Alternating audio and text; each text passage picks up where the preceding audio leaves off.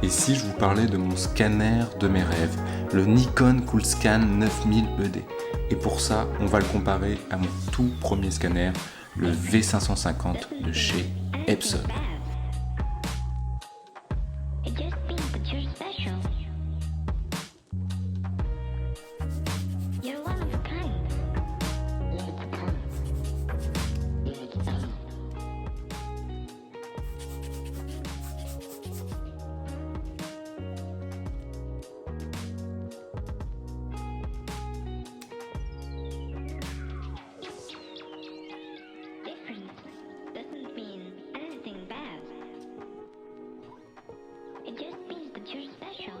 Alors nous voici dans le logiciel ViewScan, qui est un logiciel fait pour tout type de scanner.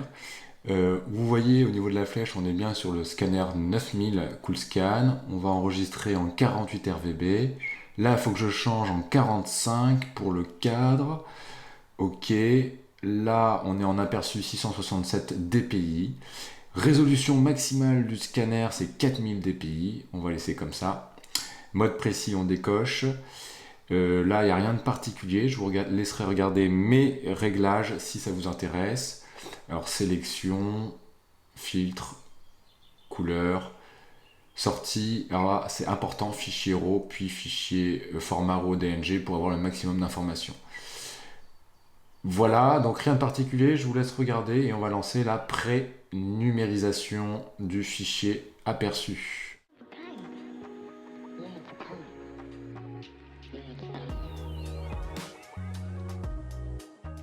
Alors ça y est, on a l'aperçu du négatif, hein, c'est un négatif 6x6. Là, on a une option intéressante, c'est la mise au point manuelle, c'est disponible sur le Coolscan 9000 ED. Donc là, on va le positionner sur le rocher, qui est un endroit avec pas mal de textures. On fait recadrer, et on va mettre le mode précis, qui est une option du Coolscan, et puis numériser.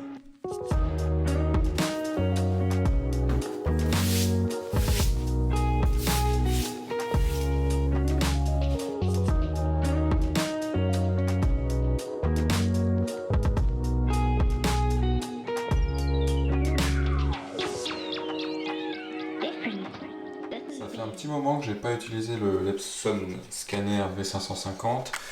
Donc de mémoire, on met le côté mat vers le bas et le côté brillant vers le haut.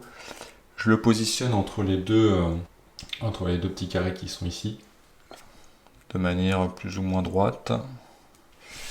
Je prends ma plaque de verre anti-Newton.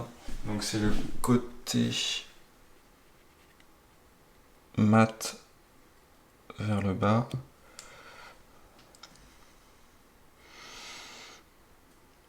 Voilà. Ce qui va être intéressant, c'est que comme j'avais utilisé un porte-film avec une vitre dans le scanner Coolscan, là je vais essayer de mettre aussi une plaque de verre pour que ça soit aussi très aplati. Ok, donc on a la fenêtre du logiciel Epson Scan. Ça fait un moment que je n'ai pas utilisé, donc j'espère que je ne vais pas faire de bêtises.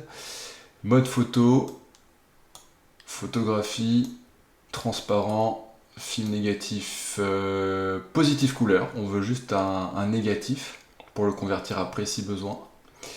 Comme c'est du noir et blanc, on va demander du 16 bits gris. Une résolution à 1600 dpi, c'est la résolution maximale du scanner Epson V550. Qualité de numérisation, on va laisser standard. Honnêtement, je ne sais pas ce que ça fait si on fait élevé, je pense pas qu'il y ait grande différence. Donc c'est parti. Aperçu. Alors pour le Coolscan, on avait un temps de prénumérisation à peu près 1 minute. On va voir combien ça fait pour l'Epson.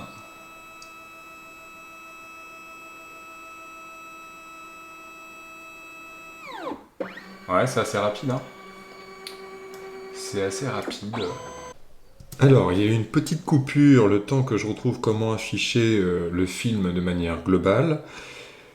Quand je l'utilisais, en fait, moi, c'était un tout autre logiciel, donc il faut que je reprenne mes marques. Donc, on va sélectionner comme il faut la vue. Voilà. On est bien a priori à 1600 dpi. Donc tout est OK, on va cliquer sur numériser.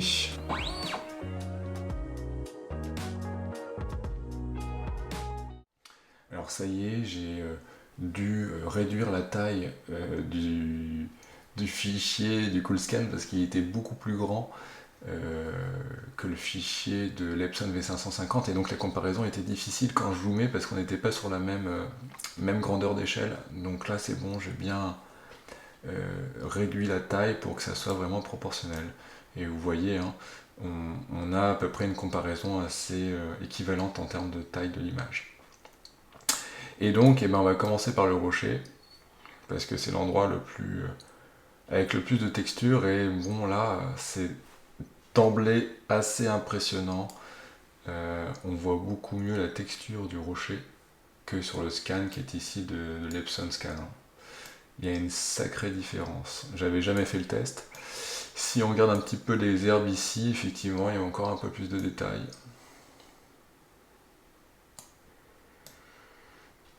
Je découvre en même temps que vous les résultats du test. Et là, c'est assez impressionnant parce que si j'essaye de zoomer un peu plus, on distingue presque les toutes petites feuilles de la fougère, alors que sur l'Epson, on ne distingue vraiment rien au niveau de la fougère. Donc il y a une vraie résolution de l'image au niveau du négatif. Hein. C'est impressionnant. Ce qu'on peut dire par contre, c'est qu'il y a moins de poussière sur l'Epson. Ça, c'est un problème que j'ai beaucoup avec le CoolScan. Comme j'utilise pas le logiciel mère du CoolScan, qui est le Nikon Scan, j'utilise ViewScan, la gestion des poussières est vraiment très mauvaise. Donc il y a une différence au niveau des poussières, effectivement. Je regarde les herbes ici, hein, c'est impressionnant. Hein, les herbes sont beaucoup plus fines, beaucoup plus délimitées. Si j'essaye d'aller à, je sais pas moi, 400%, vous voyez, on voit encore des détails sur le CoolScan, alors que sur le scanner Epson, ici, on voit plus rien, quoi. Je sais pas jusqu'où on peut aller. Là, on est à x800. On est zoomé à 800. C'est pas ultra beau sur le CoolScan et c'est encore moins beau sur le Epson. Donc, impressionnant quand même.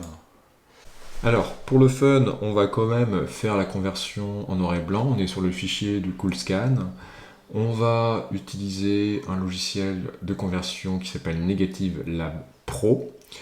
On va cropper les bords car ça peut perturber la conversion du fichier. Voilà. On lance le module, on convertit. Ça prend quelques secondes.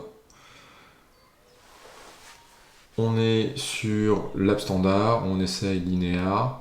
On va rester plutôt là, sur l'app standard pour la comparaison. Et on applique les modifications.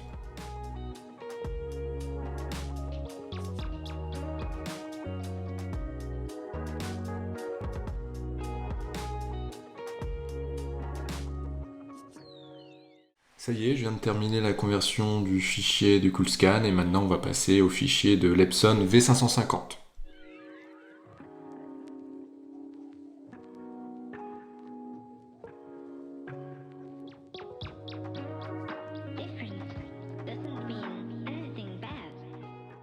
On a les deux images. D'un côté, vous avez l'image du CoolScan et de l'autre côté, vous avez l'image en sombre de l'Epson. J'ai appliqué les mêmes réglages au niveau de la conversion. On est sur le même profil, c'est le profil Lab Standard de Negative Lab Pro et je n'ai touché à rien d'autre. Et donc on va maintenant regarder au niveau des ombres ce que ça donne. Et on va se mettre au niveau de cette faille. Et on voit vraiment qu'il y a plus de détails au niveau des ombres sur le CoolScan que sur l'Epson Scan. Si maintenant on se met au niveau de ce buisson, hein, on voit qu'il y a beaucoup plus de texture, qu'on voit bien les épines. Alors ces résultats ne sont pas une surprise, hein. Le Nikon CoolScan 9000 est l'un des meilleurs scanners. On peut difficilement faire mieux, peut-être un Hasselblad, peut-être un Imacon. C'est clairement aussi pas le même budget qu'un V550, hein. Un Nikon Coolscan 9000 c'est presque 2000 euros comparé à un V550 qui doit se trouver vers les 300-400 euros peut-être. On a une Dmax à 4.8 avec le Coolscan contre une Dmax à peut-être 3.2-3.4 pour le V550. À 100%, effectivement, la comparaison n'est pas forcément très différente, c'est pas forcément visible cette différence de netteté. Avoir un scanner qui va jusqu'à 4000 dpi, c'est surtout intéressant lorsqu'on veut faire des grands tirages, lorsqu'on veut faire des grands agrandissements de son image. Alors, j'ai trouvé cette comparaison vraiment très intéressante. N'hésitez pas à me dire ce que vous en pensez en commentaire.